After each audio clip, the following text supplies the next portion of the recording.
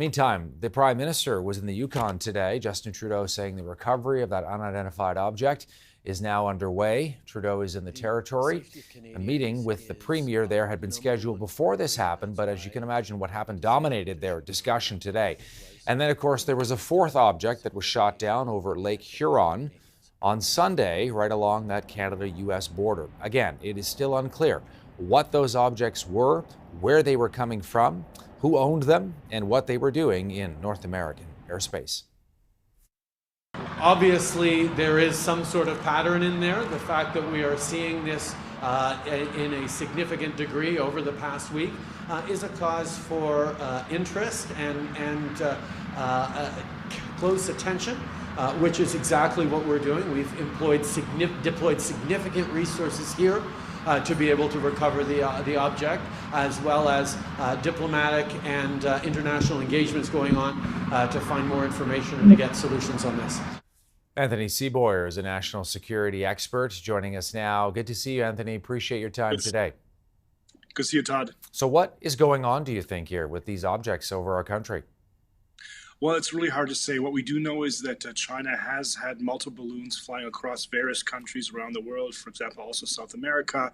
We know that they're ramping up their intelligence capabilities and their intelligence efforts to gather information. But we also know they can do this very well without balloons. They can do this through satellite. They can do this through any kind of hacking technology where they're very proficient. And they have a vast amount of assets on the ground in Canada and America. So various other ways to do this. So it's not 100% clear really that it's even an intelligence gathering effort. What we also know is for sure that this does pose a severe risk to civil aviation. Some of the objects were in regular cruising altitude of commercial aircraft, so this is a severe threat to Canadian civilians for sure. 4 objects within about 2 weeks. What do you make of that? Well, this is a real big question. I mean, this is, I think, a real reason for concern. This could be an effort of psychological warfare where they're trying to show where an adversary, whichever that could be, that would not just have to be China, could also be Russia, theoretically, wants to show that we can be attacked or we can be reached on our home territory despite the oceans. That might be a typical psychological warfare effort or information warfare effort. But it's really hard to say at this point because we don't know where the origin really is from the other 3 objects. We've heard that these sorts of, objects, balloons, are not all that uncommon. Is it possible that the U.S., the NORAD, is trying to set an example here too? Well, I think what's really important is that we show that we can identify them and that we can detect them, we can take the threat out.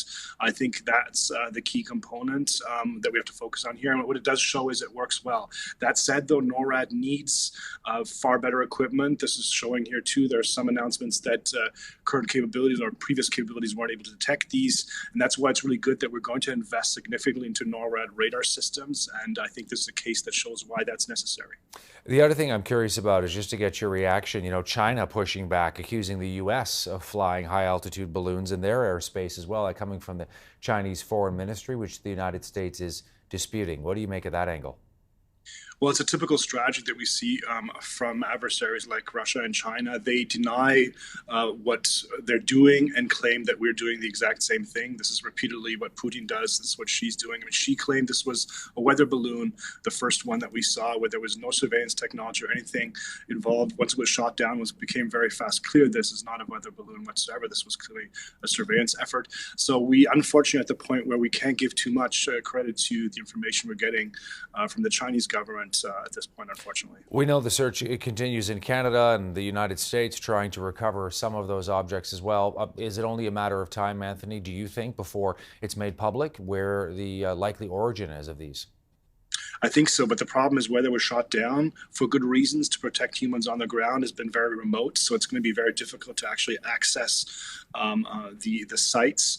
So I think we'll have to be a little more patient, but we will know, I hope for sure, within this week, I would expect. What do you think it does to sort of tension between the United States and China, or let's say Russia? I mean, whoever it ends up becoming, if it is an adversary?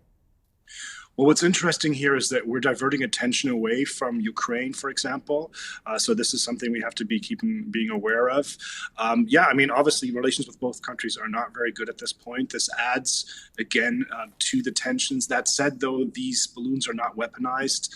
They are not carrying any weapon system that we're aware of at this point. And from what we know so far, the technology they include does not enhance their intelligence gathering capabilities to any significant extent. That's what we know so far, but observations or analysis from the wreckage on the ground will actually show what kind of attack, if this was really so far. Anthony Seaboyer, national security expert, thank you for this. Thank you, Todd.